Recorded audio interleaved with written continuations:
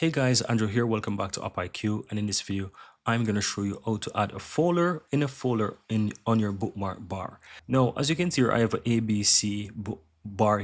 I have an ABC folder here on my bookmark bar. Now I'm going to show you how to add a new folder inside that, and also how to add one folder from your bookmark bar inside that folder as well. So both things you'll learn. Right click on the bookmark bar and simply click on add folder.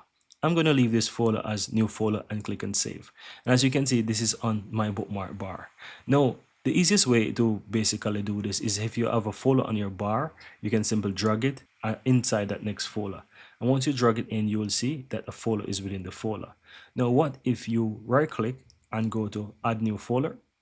You want to create it within that folder as well. You can simply expand the bookmark bar, find that folder that you want to do it, click on the folder, and then you want to give the folder a name. So let's call this one XYZ as an example. Then click on save. Remember, it's important that you click on the folder in which you want to create the folder in before you click on save. And as you can see now, I've done so. And that's it, guys. Very easy and very simple.